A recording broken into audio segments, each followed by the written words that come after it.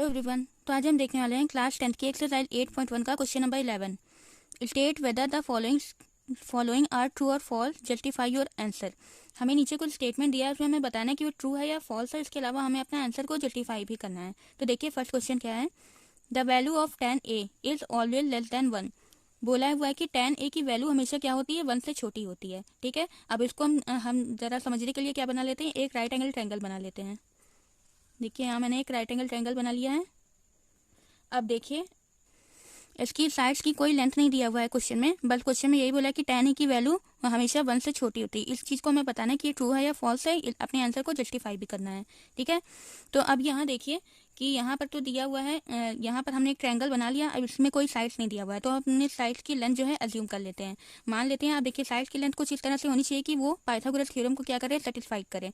ठीक है, तो अगर हम हाइपोटेनियस को 5 ले लें तो बेस या परपेंडिकुलर ये दोनों कुछ भी हो सकता है, चाहे ये बेस चाहे ये परपेंडिकुलर, या फिर ये परपेंडिकुलर ये बेस। ये डिपेंड किस पर करता है, हमारे एंगल पर डिपेंड करता है। ठीक, तो अगर ये 5 है तो हम इसको 4 और 3 ले सकते हैं, हम 3 और 4 भी ले सकते हैं, इन दोनों में कुछ भी हो सकता है। ओके, लेकिन हाइपोटेनियस तो 5 रहेगा क्योंकि हाइपोटेनियस ट्रायंगल की सबसे बड़ी साइड होती है। ठीक है, तो अब देखिए हमने 4 और 3 और 5 लिया है। ये देखिए ये क्या, ये पाइथागोरस को सेटिस्फाइड करता है। 4 का स्क्वायर 16, 3 का स्क्वायर 9 और 25 का स्क्वायर 5 का स्क्वायर 25। इन दोनों को अगर हम प्लस करेंगे 16 + 9 क्या आएगा 25, मतलब कि हमारा ट्रायंगल सही है।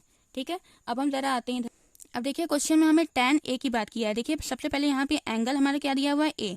तो अब देखिए a को हम यहाँ भी ले सकते हैं, क्योंकि देखिए ये तो हमारा राइट एंगल है। यहाँ तो हम a नहीं लेंगे, यहाँ पर हम a लिख सकते हैं या फिर यहाँ भी a लिख सकते हैं। अब कंडीशन ये कि हम कहाँ लें। ठीक है, तो हम बारी बारी से एक बार यहाँ लेंगे और एक बार यहाँ लेंगे। ठीक है, सबसे पहले हम क्या करते हैं, a को हम यहाँ ले लेते हैं।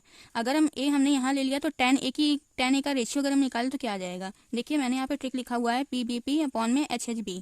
tan कौन सा होता है, साइन कॉस, थर्ड वाला tan होता है क्या है, परपेंडिकुलर अपॉन में बेस। ठीक, तो अब देखिए अगर हमने a अपना एंगल यहाँ पे अज्यूम किया है, तो मैंने आपको बताया था कि जिस भी एंगल की हम बात करेंगे उसके ठीक सामने वाली साइड क्या होगी, परपेंडिकुलर, और उसके साथ वाली साइड क्या होगी, बेस। ठीक, तो अगर a हमारा यहाँ है तो परपेंडिकुलर 4 और बेस क्या हो जाएगा 3। ठीक, तो अगर इस हिसाब से यहाँ पर एंगल a होने के हिसाब से अगर हम tan a की वैल्यू लिखें तो क्या आ जाएगा, tan a = perpendicular upon base, मतलब कि 4/3।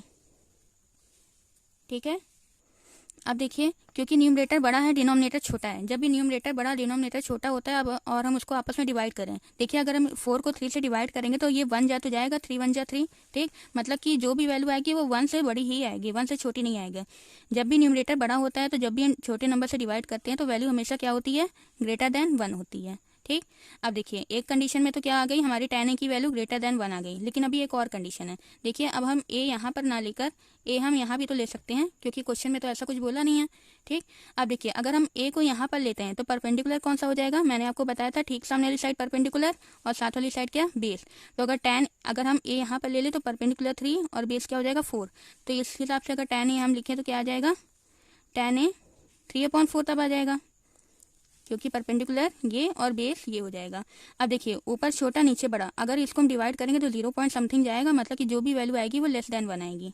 ठीक है, अब जरा देखिए हमसे क्वेश्चन में क्या बोला था, the value of tan a is always <1, कि tan a की वैल्यू हमेशा 1 से छोटी होती है। तो देखिए ये डिपेंड करता है किस पर, कि हमारा एंगल a कहाँ। अगर एंगल a हमने यहाँ लिया था तो वैल्यू बड़ी आई थी, यहाँ पर लिया तो वैल्यू छोटी आई। इसका मतलब कि ये स्टेटमेंट हमारा क्या है, फॉल्स है, क्योंकि बोला है कि ऑलवेज <1, हमेशा 1 से छोटी। तो हमेशा 1 से छोटी नहीं होती, किसी कंडीशन में 1 से बड़ी भी होती है।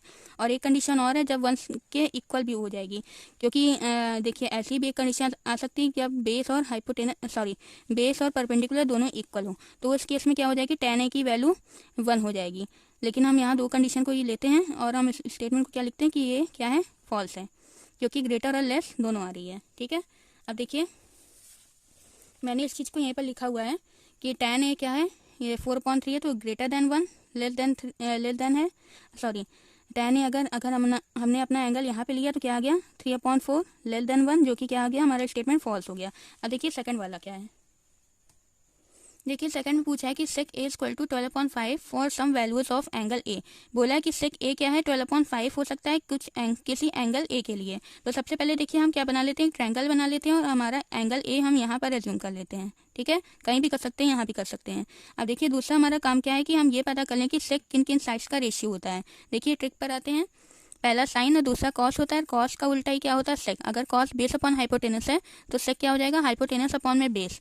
तो अब देखिए पहले जो दिया हम लिख लें यहाँ पर, सेक ए इज इक्वल टू क्या दिया हुआ है, 12 अपॉन में 5, और सेक किन किन साइड्स का रेशियो, हाइपोटेनस अपॉन में बेस, मतलब कि h अपॉन में p हमने लिख लिया। ठीक, हाइपोटेनियस देखिए क्या है, 12 है, और बेस देखिए एंगल है यहाँ है तो सामने साइड परपेंडिकुलर, और ये हो जाएगा बेस। ठीक, अब देखिए हमसे ये पूछा है कि क्या ये ट्रू है या फॉल्स है। अब देखिए अगर इसका रेशियो 12/5 और 12 क्या है, हाइपोटेनस है, और परपेंडिकुलर क्या है, सॉरी बेस, और बेस क्या है 5।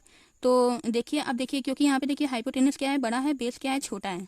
ठीक, तो मैंने आपको बताया था कि किसी भी ट्रायंगल में जो सबसे बड़ी वाली साइड होती है वो क्या होती है, हाइपोटेनस होती है। तो अगर हाइपोटेनस यहाँ बड़ी है तो इसका मतलब कि ये वैल्यू क्या है, पॉसिबल है। ठीक है, तो हम यहाँ पे इसको लिख देते हैं ट्रू, और ये ट्रू क्यों है, क्योंकि हाइपोटेनस क्या है, लॉन्गेस्ट साइड है। ठीक है, तो हम यहाँ लिख देते हैं ट्रू, क्यों है, देखिए ये ट्रू है क्योंकि क्या है, हाइपोटेनस क्या है, लॉन्गेस्ट साइड है, इसलिए ये स्टेटमेंट क्या हो जाएगा हमारा ट्रू। ठीक है, देखिए थर्ड क्या है, cos is abbreviation used for cosecant of angle A. देखिए यहाँ पे बोला कि कॉस ए का एब्रीविएशन क्या है, कॉस्केंट है एंगल ए का। देखिए मैंने आपको अपनी इंट्रोडक्शन की वीडियो में सबको जो है सबका एब्रीविएशन बताया हुआ है, अगर आपने नहीं देखा तो आप पहले उसको देख लीजिएगा। तो अगर आप वो वीडियो देखे होंगे तो आपको पता होगा कि कॉस ए किस, जैसे कॉस ए दिया हुआ है, इसका एब्रीविएशन क्या होता है, कोसाइन होता है। ठीक, कोसाइन ऑफ ए। ठीक, कॉस ए का एब्रीविएशन क्या होता है, कोसाइन, और ये जो कॉस्केंट है ये किसका एब्रीविएशन होता है, कॉसेक क्या होता है, कॉसेक के किसका एब्रीविएशन होता है, सॉरी कॉसेक का एब्रीविएशन क्या होता है, कॉस्केंट, तो कॉस्केंट ऑफ ए। तो इस हिसाब से देखिए हमें जो क्वेश्चन में दिया है वो हमारा गलत दिया हुआ है, इसलिए स्टेटमेंट क्या हो जाएगा, फॉल्स, इसलिए हम डायरेक्ट इसको लिख देते हैं फॉल्स। ठीक है, अब देखिए थर्ड क्या है, सॉरी फोर्थ क्या है, cot A is the product of cot and A. दिया हुआ है कॉट और ए, जैसे ये दोनों दिया हुआ है इसका मतलब क्या, ये प्रोडक्ट में है, ये ऐसा क्वेश्चन में बोला हुआ है। ठीक है, तो देखिए मैंने आपको इंट्रोडक्शन की वीडियो में ये भी बताया था कि सारे ट्रिग्नोमेट्रिक रेशियोज का उसके एंगल के साथ में मैंने आपको रिलेशन बताया था। तो ये कॉट और ए ये आपस में क्या है, मल्टीप्लाई में नहीं होते हैं। देखिए कॉट किन किन साइड्स का रेशियो होता है, बेस और परपेंडिकुलर। तो मतलब कि इसका क्या है कि बेस और परपेंडिकुलर का जो रिलेशन बता रहा है एंगल ए के साथ, उसको बोलते हैं कॉट ए, ना कि ये दोनों क्या होते हैं, मल्टीप्लाई में होते हैं। ये दोनों क्या होते हैं, एक सिंगल टर्म होते हैं। ठीक है, दोनों मल्टीप्लाई में आपस में नहीं होते हैं। तो इस हिसाब से ये स्टेटमेंट क्या हो गया, फॉल्स हो गया। तो और हम रीजन क्या देंगे, क्योंकि कॉट ए क्या है, सिंगल टर्म है, ये क्या होते हैं, प्रोडक्ट में नहीं होते हैं। तो देखिए मैंने यहाँ पे रीजन दे दिया। सबसे पहले तो ये फॉल्स है, और क्यों फॉल्स है, क्योंकि कॉट एक सिंगल टर्म है और ये कॉट अरे का प्रोडक्ट नहीं होता है। ठीक है, इसके अलावा जितने भी ट्रिग्नोमेट्रिक रेशियोज होते हैं वो अपने एंगल के साथ मल्टीप्लाई में नहीं होते हैं, वो क्या होते हैं, एक सिंगल टर्म होते हैं, जो कि अपने साइड्स के रेशियो के साथ एंगल का रिलेशन बताते हैं। ठीक है, अब देखिए लास्ट क्या है, sine theta equal to 4/3 for some angle theta. अभी देखिए जैसे हमने सेकंड वाला लगाया था, सेम वही काम हमें यहाँ भी करना है। ठीक, तो सबसे पहले हम क्या करें, एक राइट एंगल ट्रायंगल बना लें। ठीक, अब देखिए दूसरा काम हमारा क्या है कि हम पता करें कि साइन किन किन साइड्स का रेशियो होता है। अब देखिए थीटा पहले हम यहाँ पर मान लेते हैं।